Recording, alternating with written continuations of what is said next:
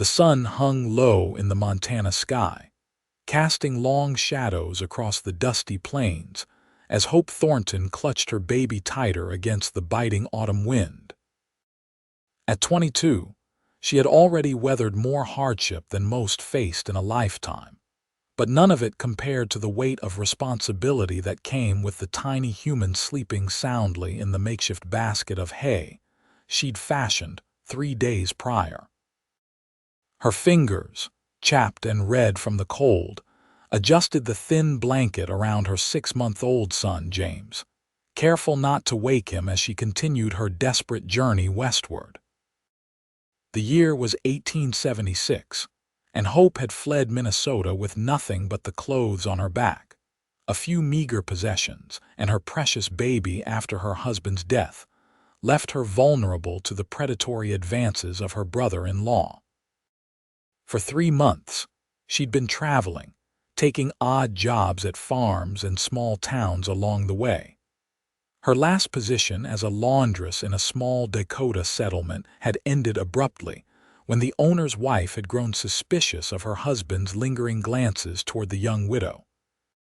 Hope's feet ached inside her worn boots as she trudged along the trail, her eyes scanning the horizon for any sign of smoke that might indicate a ranch or homestead. The small town of Whisper Creek was supposedly a day's journey ahead, but with night approaching and her provisions depleted, she feared she wouldn't make it before dark. A sudden gust of wind whipped her dark brown hair across her face, and as she brushed it away, she spotted a rider in the distance. Her heart leapt into her throat. Travelers could mean salvation or danger for a woman alone. She tensed, prepared to hide herself and James if necessary, but exhaustion kept her rooted to the spot. The rider approached steadily, his broad-shouldered silhouette growing larger against the golden horizon. When he was close enough for Hope to make out his features, she saw a man perhaps 5 or 6 years her senior, with sun-weathered skin and kind eyes beneath the brim of a well-worn hat. "Madam," he called out, slowing his horse to a walk as he drew alongside her. His voice was deep but gentle, carrying no hint of threat. "You're a fair piece from anywhere out here. You lost." Hope straightened her spine, summoning what dignity she could. "No, sir, just headed to Whisper Creek." The man, a cowboy judging by his attire, glanced at the bundle in her arms. His expression softened when he noticed the baby nestled in the basket of hay she carried.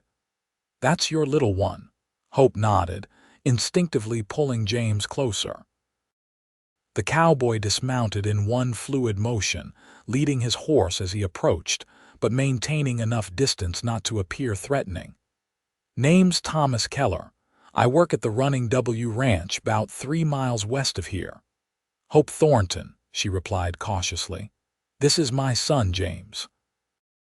Thomas's gaze lingered on the sleeping baby in the hay basket, his brow furrowing with concern.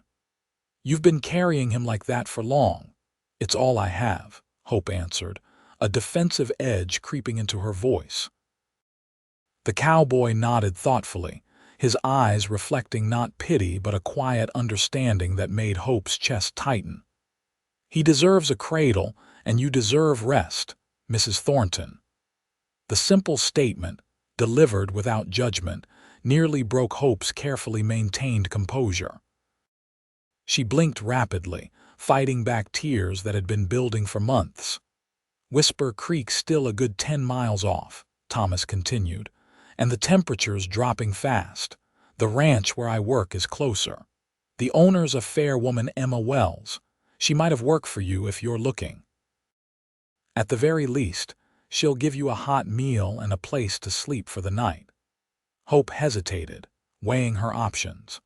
A woman alone with a child couldn't afford to trust too easily, but the prospect of shelter before nightfall was too tempting to refuse. "I wouldn't want to impose," she said finally. "No imposition at all," Thomas replied. "Mrs. Wells is always saying we need more helping hands around the place." He glanced at the darkening sky. Best we get moving before we lose the light entirely. You can ride Thunder here and I'll walk alongside. I couldn't take your horse. You're not taking him, just borrowing his back for a spell. Besides, he could use the lightened load. Been telling him he's getting fat on ranch grass.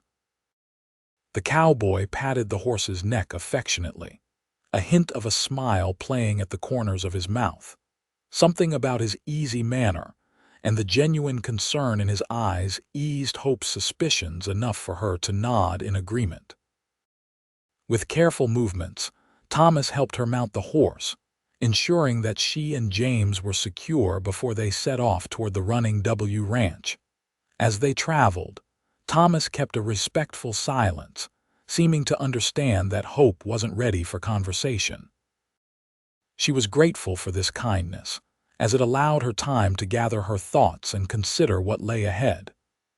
The baby stirred occasionally in his hay basket, but remained mercifully asleep, exhausted from their long journey. The Running W Ranch appeared on the horizon as the last rays of sunlight painted the sky in brilliant shades of orange and pink.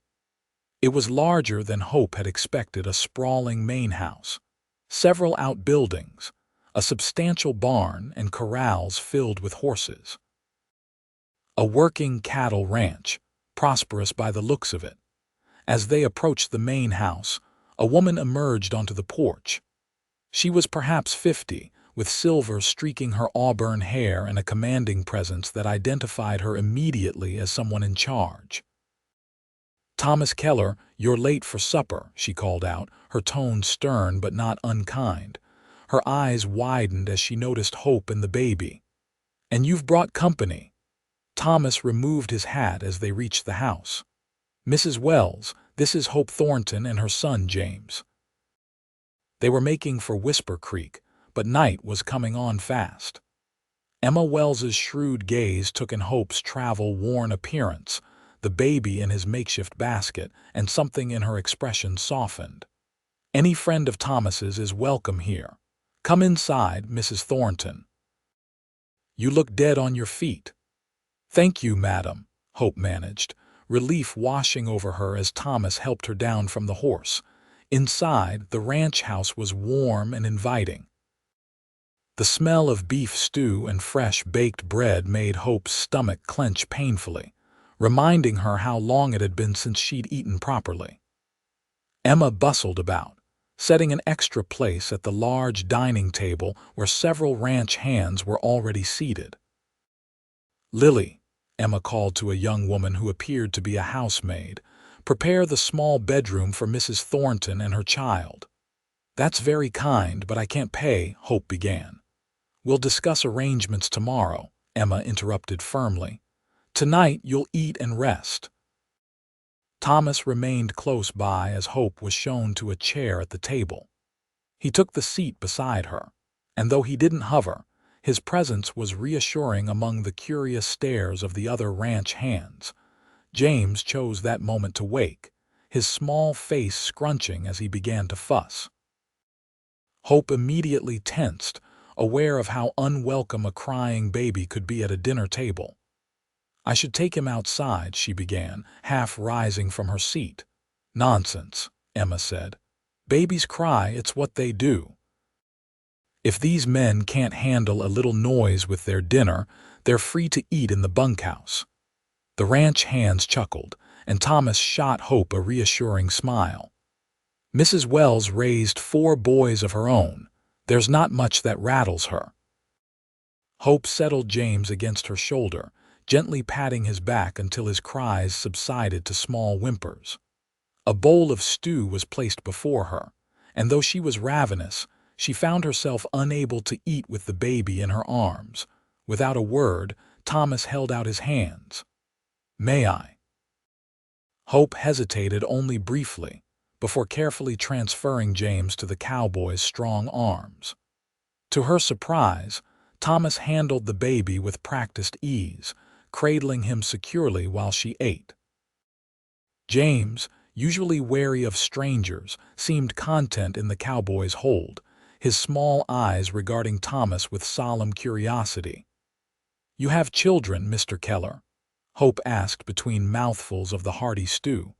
A shadow passed over Thomas's face. "No, madam, but my sister had 4 little ones. I helped with them when I could." Hope noted the past tense but didn't press. Everyone had stories they didn't wish to share with strangers. She knew that better than most. After dinner, Lily showed Hope to a small but clean bedroom with a proper bed, a luxury Hope hadn't experienced in months. There was even a wooden crate lined with blankets that would serve as a makeshift crib for James. The generosity overwhelmed her, and once she was alone with her sleeping baby, Hope finally allowed herself to cry, silent tears of relief and gratitude streaming down her face. Morning came with the sounds of a busy ranch awakening. Hope dressed quickly, determined to make herself useful and repay the kindness she'd been shown. She found Emma in the kitchen, already preparing breakfast for the ranch hands. "Mrs. Wells, I want to thank you for your hospitality," Hope began. "I'd like to work for my keep while I'm here. I can cook, clean, sew, whatever you need." Emma regarded her thoughtfully. "As it happens, my previous cook left to get married last month. I've been managing, but with 20 ranch hands to feed 3 times a day, it's becoming too much. Can you handle a kitchen?" Hope's heart leapt. "Yes, madam. I ran the kitchen at my father's boarding house before I married." "Good. You'll start today. Lily can watch your boy when needed." Emma named a monthly wage that was more than generous, adding, "There's a small cabin behind the main house. It was built for the foreman, but he prefers staying in the bunkhouse with the men. It needs some fixing up, but it would give you and your son privacy." Hope could scarcely believe her good fortune. "Thank you, Mrs. Wells. I don't know how to repay such kindness." "By working hard and cooking food that doesn't make my cowhands complain," Emma replied practically. "Thomas says you were headed to Whisper Creek." "Yes, I'd heard there might be work there." Emma nodded, her expression giving nothing away. "Well, now you have work here. Lily will show you around the kitchen after breakfast." As if summoned by the mention of his name, Thomas appeared at the kitchen door, hat in hand. "Morning, Mrs. Wells." "Mrs. Thornton." His gaze lingered on Hope, a warmth in his eyes that made her cheeks flush slightly. "Thomas," Emma acknowledged. "I was just telling Mrs. Thornton about the foreman's cabin. It needs work before she and the baby can move in.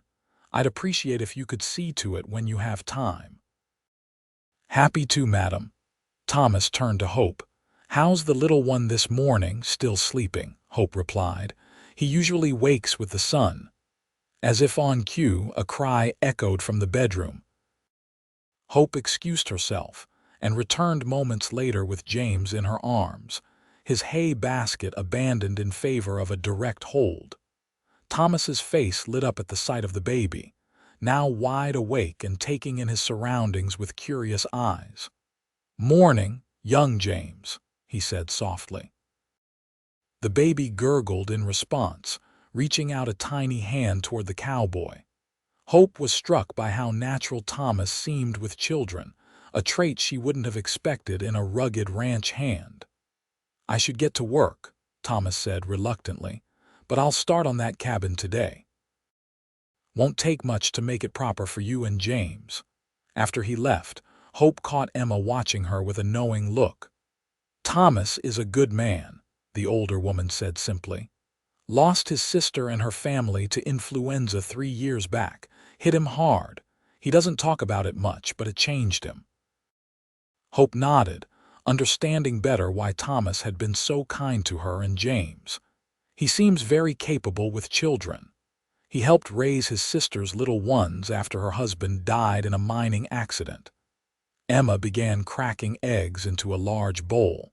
"Some men are just naturals with babies. My late husband was the same way." Throughout the day, Hope threw herself into her new role as the ranch cook. The kitchen was well stocked, and she took pleasure in preparing a hearty midday meal for the ranch hands. James stayed close by in a wooden box Lily had padded with blankets, occasionally passed among the women who came to help or simply to coo over the baby. By mid-afternoon, curiosity drove Hope to check on the progress of the cabin. She found Thomas on a ladder, repairing the roof with efficient movements. He paused when he saw her approaching with James in her arms. "Just wanted to see how it was coming along," Hope explained, shielding her eyes from the sun as she looked up at him. Thomas climbed down, wiping his hands on his pants before reaching out to chuck James gently under the chin. The baby rewarded him with a toothless smile. "It's not bad," Thomas said, gesturing toward the cabin. "Roof needed patching, and the inside needs a good cleaning, but the structure's sound. Should have it ready for you by tomorrow evening if that suits." "That's very fast," Hope replied, impressed. Thomas shrugged. "A few of the boys offered to help. Guess they're grateful for a real cook." Hope laughed, the sound surprising her. It had been so long since she'd had reason to laugh. "I think they're just tired of Mrs. Wells's cooking." "That too," Thomas agreed with a grin. "Though I wouldn't say that where she might hear." They fell into an easy silence, the kind that felt comfortable rather than awkward. Finally, Thomas spoke again, his tone more serious. "That basket you were carrying James in, it served its purpose, but he's growing. He'll need something sturdier soon." Hope sighed. "I know. In Whisper Creek, I was hoping to find work that would let me save for proper things for him." Thomas nodded thoughtfully. "There's plenty of wood in the workshop. I could make him a cradle if you'd like." The offer, made so casually, touched Hope deeply. "You do that. It would be my pleasure, Mrs. Thornton." "Hope," she corrected softly. "Please call me Hope." A slow smile spread across Thomas's face. "Hope," he repeated, as if testing how the name felt on his tongue. "It suits you." For the first time since her husband's death, Hope felt a flutter of something other than fear or grief in her chest, something warm and hopeful that scared her almost as much as it comforted her. The following weeks established a rhythm to Hope's new life at the Running W. She rose early each morning to prepare breakfast for the ranch hands, spent her days cooking and helping with household chores, and in the evenings, she retreated to the small cabin that Thomas and the other men had made comfortable for her and James. True to his word, Thomas had crafted a beautiful cradle for James, the wood sanded smooth and stained a rich, warm color. He'd carved small horses along the sides, simple but charming designs that delighted Hope.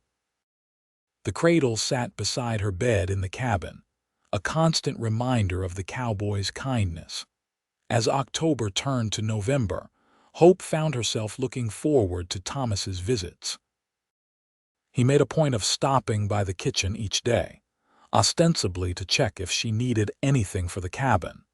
But these brief interactions gradually lengthened into conversations that revealed more about the quiet cowboy. She learned that Thomas had grown up in Ohio, that he'd come west with his sister and her husband after the war, and that he'd worked on the Running W for 5 years. He spoke of his deceased sister with a mixture of love and sorrow that resonated with Hope's own grief, though she shared little of her past with him. One evening, as Hope sat on the small porch of her cabin mending one of James's blankets, Thomas appeared with a parcel under his arm. "Evening, Hope," he greeted, removing his hat. "Mind if I join you?" "Please do," she replied, setting aside her sewing. Thomas settled onto the porch step beside her, careful to maintain a respectful distance. "James asleep, finally. He's teething, I think, been fussy all day." Thomas nodded sympathetically. "Brought something that might help." He unwrapped the parcel to reveal a small wooden rattle and a teething ring. "Carved them myself. The ring's maple good and hard for little teeth to work on." Hope accepted the gifts, turning them over in her hands to admire the craftsmanship. "Thomas, these are beautiful. You're too generous." "It's nothing," he demurred, though she could tell he was pleased by her reaction. I enjoy working with wood, gives me something to do in the evenings. Still, thank you. Hope paused, then asked a question that had been on her mind. Why are you so kind to us? You don't even know me, yet you've done so much. Thomas was quiet for a long moment, his gaze fixed on the darkening horizon. When he finally spoke, his voice was low and thoughtful. When I saw you on that road, holding your baby in that hay basket, I recognized something in you that I've felt myself. That determination to keep going, even when it seems impossible. He glanced at her. My sister had that same look when her husband died, leaving her with 4 children to raise. I admired her strength just as I admire yours. Hope's throat tightened with emotion. What happened to her? Your sister? Thomas sighed heavily. Influenza swept through our town 3 years ago, took her and all 4 children within a week. I was away on a cattle drive by the time I got back. He trailed off, the pain still evident in his voice. Instinctively, Hope reached out and placed her hand on his. I'm so sorry, Thomas. He turned his hand to grasp hers gently. It nearly broke me. For a while, I didn't see much point in going on, but Mrs. Wells, she wouldn't let me wallow. Put me to work, kept me busy until I could breathe again without it hurting. Hope understood completely. My husband died in an accident at the lumber mill where he worked, left me with a 3-month-old baby and no way to support us. She hesitated, then added, his brother offered to marry me, but his intentions weren't honorable. That's why I left. Why I was on that road when you found me. Thomas's grip on her hand tightened slightly. You did right to leave, and I'm glad our paths crossed when they did. They sat in companionable silence as the stars began to appear in the clear November sky. Hope was acutely aware of Thomas's hand still holding hers, of the warmth that seemed to flow from his touch. It had been so long since she'd allowed herself to feel anything for a man, and the realization that she was developing feelings for Thomas both thrilled and terrified her. I should go, Thomas said eventually, reluctantly releasing her hand. Early start tomorrow. We're moving the cattle to the winter pasture. Be careful, Hope said, surprised by the depth of concern in her voice. Thomas smiled as he stood, settling his hat back on his head. Always am. As winter descended on the Montana territory, the running W settled into a quieter routine. The cattle had been moved to sheltered pastures, and with fewer outdoor tasks to complete, the ranch hands spent more time in the main house, playing cards, telling stories, and enjoying Hope's cooking. Thomas continued his daily visits, often bringing small gifts for James, a wooden spoon, a carved animal, once even a tiny pair of moccasins traded from a passing Crow merchant. The baby, now 8 months old and pulling himself up on furniture, would light up at the sight of the cowboy, reaching out with chubby arms to be held. Hope watched their interactions with a mixture of joy and caution. James needed a father figure, but she was wary of allowing him to become too attached to Thomas, unsure of her own future plans. Though Mrs. Wells had made it clear that Hope's position was secure for as long as she wished to stay, the memory of past security vanishing overnight made her hesitant to trust in permanence. Yet as Christmas approached, Hope found herself imagining a future at the running W, with Thomas as a constant presence in their lives. These thoughts both comforted and frightened her, for she knew all too well how quickly happiness could be snatched away.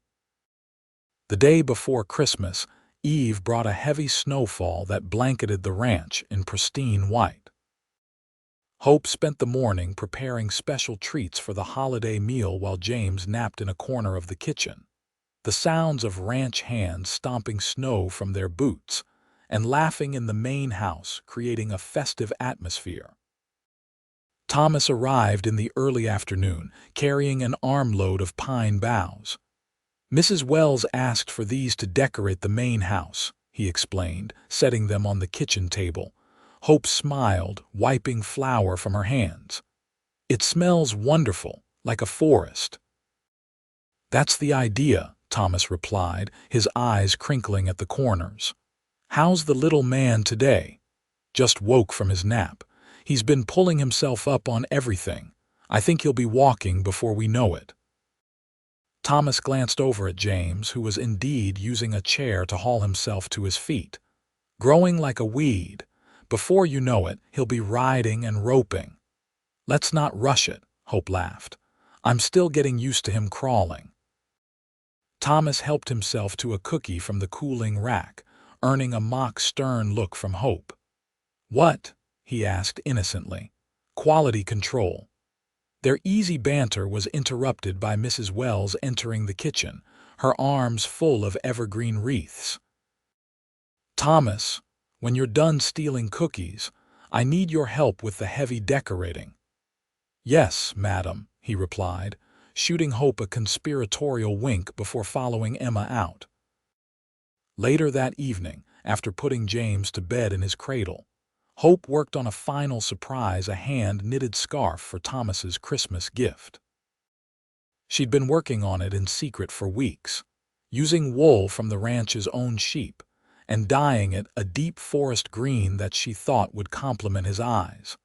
A knock at the cabin door startled her, and she quickly hid the scarf under a cushion before answering. Thomas stood outside, snowflakes dusting his hat and shoulders. "Sorry to disturb you so late," he said, "but I was wondering if you and James might like to join me for a sleigh ride tomorrow afternoon. Mrs. Wells suggested it might be nice for James to see the decorations in Whisper Creek." "A sleigh ride," Hope repeated, surprised by the invitation. "Just a few of us going, Mrs. Wells, Lily, a couple of the hands who have sweethearts in town." Thomas removed his hat, turning it nervously in his hands. "Thought you might enjoy a change of scenery." The idea was appealing. Hope hadn't left the ranch since her arrival nearly 2 months earlier, and she was curious about the town she'd originally been headed toward. "That sounds lovely, Thomas. Thank you." His face brightened. "Great. We'll head out after the midday meal, bundle James up warm. It's a fair piece to town." After he left, Hope returned to her knitting with renewed enthusiasm. The sleigh ride would be the perfect opportunity to give Thomas his gift. Christmas Eve dawned clear and cold. The world outside Hope's cabin window transformed into a glistening white landscape. She dressed James in his warmest clothes, wrapping him in an extra blanket Mrs. Wells had given her for the occasion. The sleigh was magnificent, a large, old-fashioned conveyance with enough room for 8 passengers, pulled by 4 of the ranch's strongest horses, their harnesses adorned with bells that jingled merrily as they tossed their heads. Thomas helped Hope and James into the sleigh, tucking heavy fur robes around them to ward off the cold. As they set off toward Whisper Creek, the sound of the sleigh bells mixing with laughter and conversation, Hope felt a contentment she hadn't experienced in years. James, sitting on her lap, watched the passing scenery with wide eyes, occasionally reaching out to catch snowflakes that drifted down from overhanging branches. Thomas sat beside her, his solid presence a comforting warmth against the winter chill. Occasionally, his arm would brush against hers, sending a pleasant shiver through her that had nothing to do with the cold. Whisper Creek turned out to be larger than Hope had expected, a proper town with a main street lined with shops, a church, a school, and even a small hotel. Christmas decorations adorned the storefronts, and a large pine tree stood in the town square, festooned with ribbons and paper ornaments. The sleigh stopped in front of the general store, and everyone disembarked to stretch their legs and explore the town. Thomas offered to show Hope around, carrying James so that she could enjoy the sights without the baby's weight in her arms. As they strolled along the boardwalk, Hope was struck by how natural they must appear to others, a young family enjoying the holiday together. The thought brought both joy and a pang of guilt, as if she were somehow being disloyal to her late husband's memory. "You're quiet," Thomas observed as they paused to admire a window display of toys. "Something troubling you?" Hope shook her head, forcing a smile. "Just taking it all in. It's been a while since I've been in a proper town." Thomas studied her face, clearly not entirely convinced, but he didn't press. "Well, there's more to see. The bakery makes the best gingerbread in the territory, according to Mrs. Wells."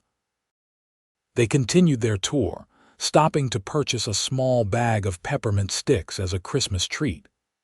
As they passed the town's small church, the door opened, and a stream of children emerged, laughing and chattering as they rehearsed for the Christmas pageant.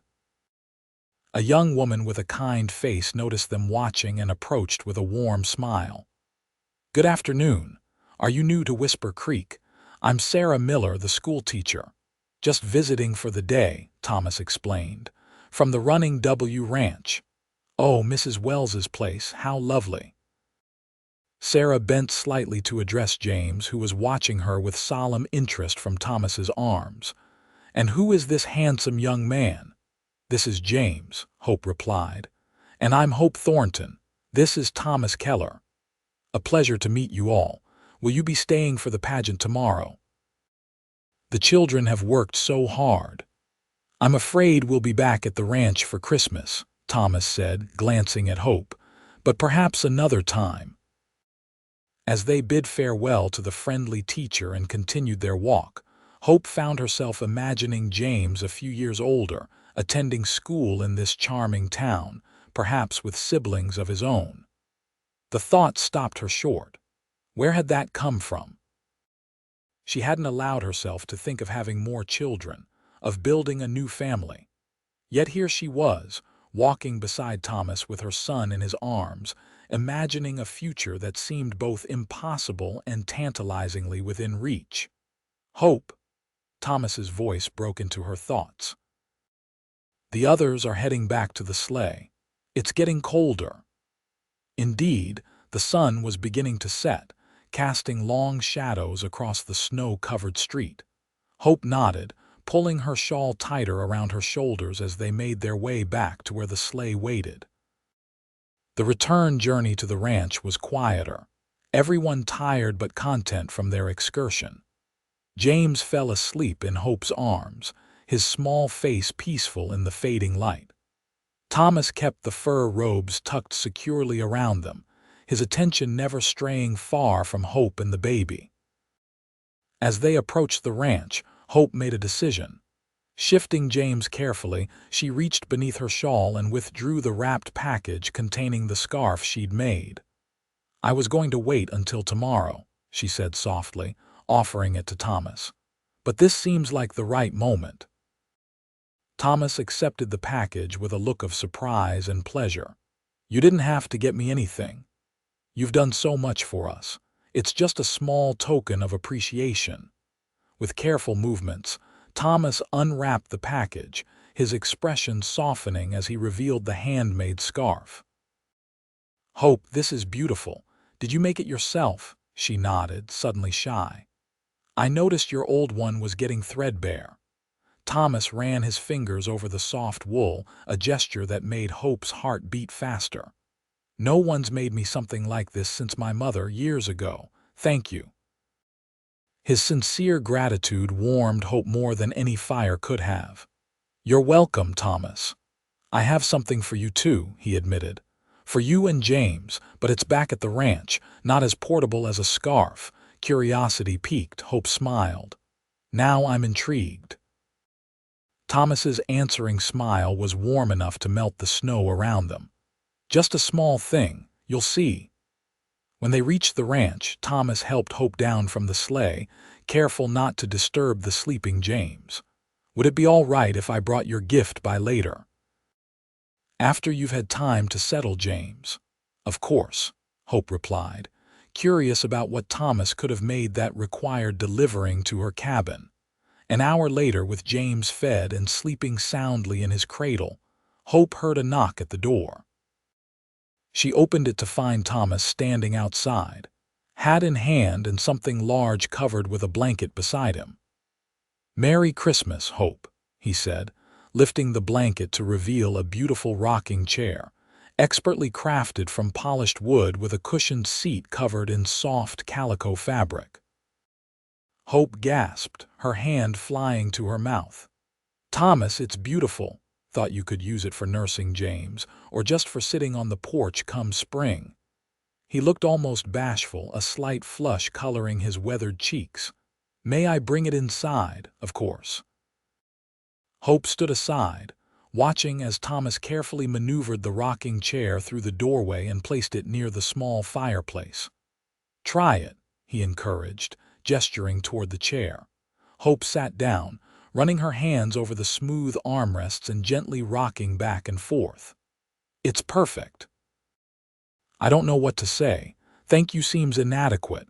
Thomas shook his head. "Your smile is thanks enough."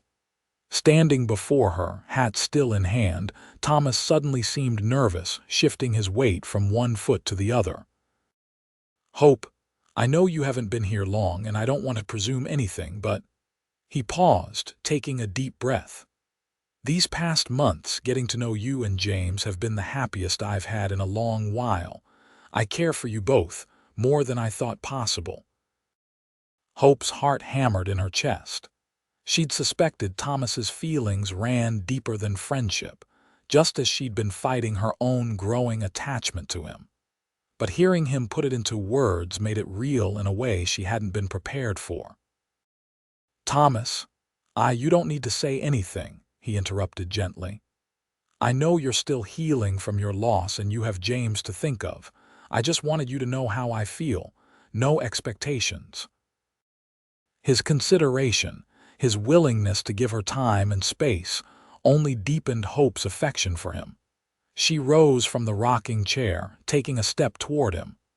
"I care for you too, Thomas," she admitted softly. "More than I thought I could care for anyone again. But you're right, I have James to consider." Thomas nodded, his expression a mixture of hope and restraint. "He's a fine boy. You're doing a wonderful job with him." "With your help," Hope acknowledged. "He adores you, you know. His face lights up whenever you enter a room." "The feeling's mutual," Thomas replied with a smile. "That boy's stolen a piece of my heart, just like his mother." The admission hung in the air between them, neither willing to be the first to move closer, yet neither wanting to step away. Finally, Thomas broke the moment, clearing his throat. "I should let you rest. Tomorrow's Christmas Day and Mrs. Wells has a full schedule planned." "Yes, of course." Hope walked him to the door, pausing before opening it. "Thank you again for the rocking chair. It's the most thoughtful gift I've ever received."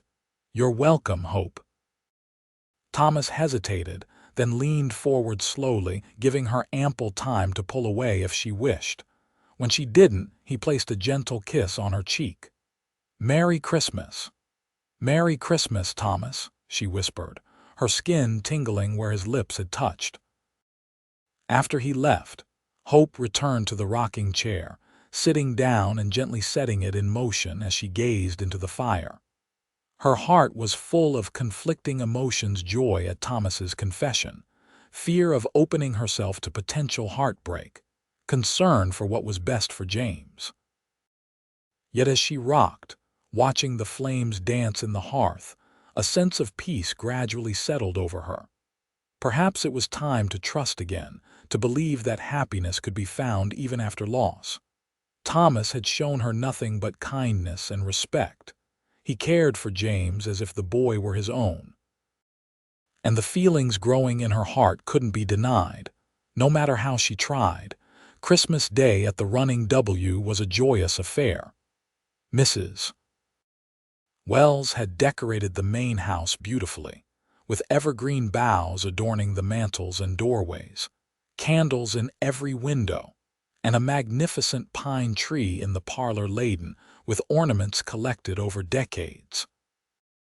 The ranch hands gathered for a magnificent feast at midday, everyone dressed in their Sunday best. Hope had spent the morning helping in the kitchen. James contentedly playing with wooden toys Thomas had made him while the women prepared the holiday meal. Throughout the day, Hope found her gaze repeatedly drawn to Thomas. He wore the green scarf she'd made him, the color indeed bringing out the warm tones in his eyes just as she'd hoped. Whenever their eyes met across the room, a silent understanding passed between them, a promise of conversations yet to come, of possibilities yet to explore. As winter deepened its hold on the Montana landscape, Hope and Thomas's relationship evolved with a gentle patience. He began taking supper at her cabin several evenings a week, sometimes bringing special treats for James, other times simply offering his company and conversation. They spoke of their pasts, Hope gradually sharing more about her life in Minnesota, her brief marriage to James's father, and her flight west. Thomas told stories of his childhood in Ohio, his time as a Union soldier during the war, and his journey west with his sister's family in search of a fresh start. By February, James had taken his first tentative steps, wobbling from Hope's arms to Thomas's outstretched hands, both adults cheering his achievement with unreserved delight. It was in these moments of shared joy that Hope found herself falling deeper in love with the quiet cowboy, who had become such an essential part of their lives. One evening in early March, as a late winter storm howled outside, Hope and Thomas sat before the fire in her cabin, James asleep in the cradle Thomas had made him months before. They had fallen into a comfortable silence, Hope mending a shirt while Thomas whittled a small piece of wood, the shavings carefully collected in a piece of cloth on his lap. "What are you making?" Hope asked, setting aside her sewing to peer at his work. Thomas smiled, turning the carving to show her. "It's a little horse for James. Thought he might like to have a whole herd eventually." Hope's heart swelled at the thought of Thomas planning for James's future, creating treasures the boy would cherish for years to come. "He'll love it." Thomas returned to his carving, his strong hands working the wood with surprising delicacy. After several minutes of companionable silence, he spoke without looking up. "Hope, I've been thinking about something." Something in his tone made Hope's pulse quicken. "Oh." Thomas set aside his carving and looked up, his expression serious yet gentle. "These past months being with you and James have shown me what I want for my future, what I hope might be possible." Hope's breath caught in her throat as Thomas moved from his chair to kneel before her, taking her hands in his. "I love you, Hope Thornton. I love your strength, your kindness, your courage. I love the way you care for your son, the way you've made a home here against all odds." His voice was steady, his gaze unwavering. "And I love James as if he were my own. Nothing would make me prouder than to help raise him, to teach him to ride and rope and become a good man." He reached into his pocket and withdrew a simple gold band. "This was my mother's. I've carried it with me all these years, waiting for the right person. I'm asking if you'll marry me, Hope. If you'll let me be a husband to you and a father to James." Hope's vision blurred with tears as she looked at the man kneeling before her, this good, kind man who had found her at her lowest moment and helped her rebuild her life. "Thomas, are you certain? Taking on a widow with a child, I've never been more certain of anything," he interrupted gently. "You and James aren't a burden to be taken on. You're a blessing I never thought I'd find again." Hope's heart felt ready to burst with happiness. "Yes," she whispered, then more strongly, "Yes, Thomas, I'll marry you." His face broke into a radiant smile as he slid the ring onto her finger.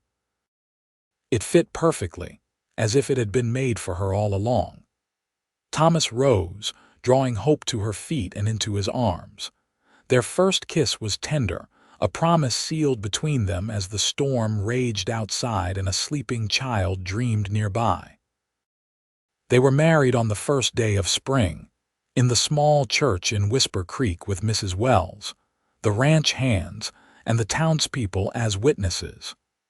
James, now 10 months old and steady on his feet with support, wore a tiny suit Thomas had ordered specially from a tailor in Helena. Hope wore a simple blue dress that Mrs. Wells insisted on purchasing as a wedding gift, her dark hair adorned with early wildflowers gathered by Lily that morning. Thomas, clean-shaven and dressed in a new suit, waited for her at the altar with barely contained joy lighting his features. The ceremony was brief but heartfelt, the elderly preacher smiling benevolently as he pronounced them husband and wife. When Thomas kissed his bride, a cheer went up from the assembled guests, and James, held in Mrs. Wells's arms, clapped his small hands in delight. The celebration afterward was held at the Running W, with tables set up in the yard to accommodate the many guests.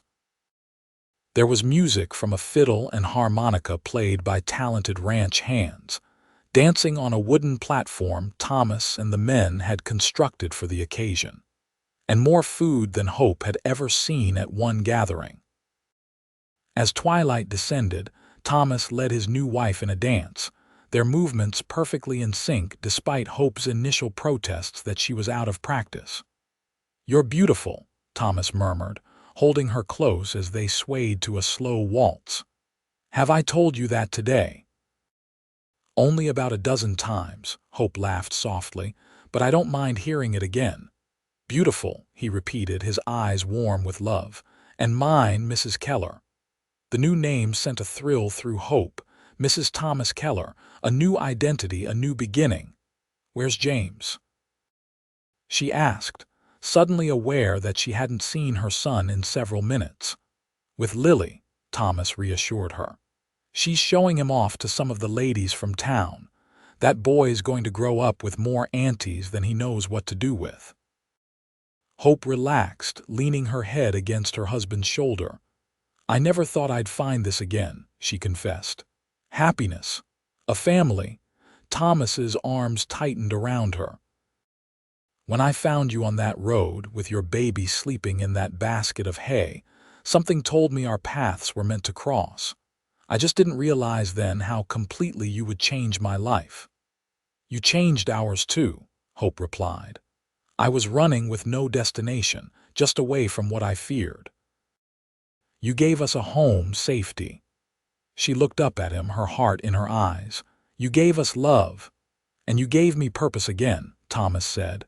"After I lost my sister and her children, I was just existing, going through the motions. Then you and James came along, and suddenly I had a reason to build things again, to plan for a future." The music ended and they stepped apart, but Thomas kept hold of her hand. "Speaking of building," he said with a slight smile, "I have another surprise for you." "Thomas, you've done so much already, just one more thing." He led her away from the celebration, toward the small cabin she and James had occupied these past months. As they approached, Hope noticed something different. A new porch had been added to the front of the cabin, wider and more substantial than the original small stoop. And on it sat the rocking chair Thomas had made her for Christmas, along with a second, larger one beside it. "I thought we might like to sit out here together on summer evenings," Thomas explained, watching her face carefully. "After James is asleep." Tears pricked Hope's eyes at the thoughtfulness of the gesture. "It's perfect." "There's more," Thomas said, leading her inside. The interior of the cabin had been transformed. A new room had been added, with a small bed that would be perfect for James as he grew older. The main room had been expanded slightly, with new curtains at the windows and a braided rug on the floor that Hope recognized as Mrs. Wells's handiwork. "When did you do all this?" Hope asked, amazed at the changes. "Been working on it for weeks whenever I could steal time away," Thomas admitted. "The men helped. They're fond of you and James." Hope turned to her new husband, overwhelmed by emotion. "I don't know what to say." "Say you'll be happy here," Thomas replied simply. "That's all I want." "I already am," Hope assured him, rising on tiptoe to kiss him softly. "Happier than I ever thought possible." Later that night, after the celebration had ended and they had put a sleepy James to bed in his new room, Hope and Thomas stood on their porch, looking out at the star-filled sky. "You remember what you said to me that first day?" Hope asked, leaning against her husband's solid frame. Thomas wrapped an arm around her shoulders. "I said a lot of things, I imagine. You looked at James in his basket of hay and you said, 'He deserves a cradle and you deserve rest.'" Hope turned to face him, her eyes shining in the moonlight. "You've given us so much more than that, Thomas." "And you've given me a family again," he replied, his voice rough with emotion. "Something I thought I'd lost forever." As they stood together under the vast Montana sky, Hope felt a sense of completion, of coming home in the truest sense. The journey that had begun in fear and desperation had led her to this moment, to this man, to a love that promised to sustain them through whatever challenges lay ahead. In the years that followed, the Keller family flourished at the Running W. James grew into a strong, kind-hearted boy who shadowed Thomas's every move, learning the ways of ranching with eager enthusiasm. 2 years after their marriage, Hope gave birth to a daughter they named Emma, after Mrs. Wells, who had given them their start. 2 years after that came another son, William, completing their family. Thomas eventually became foreman of the Running W, and when Mrs. Wells decided to retire to live with her sister in California, she sold the ranch to Thomas and Hope at a price that reflected her affection for them rather than the property's true value. On warm summer evenings, long after that fateful day when a travel-weary woman with a baby in a hay basket had met a compassionate cowboy on a dusty road, Thomas and Hope could be found sitting in their matching rocking chairs on the porch of their home, watching their children play in the twilight, their hands intertwined, their hearts full with the knowledge that sometimes, even in the harshest of landscapes, love finds a way to bloom.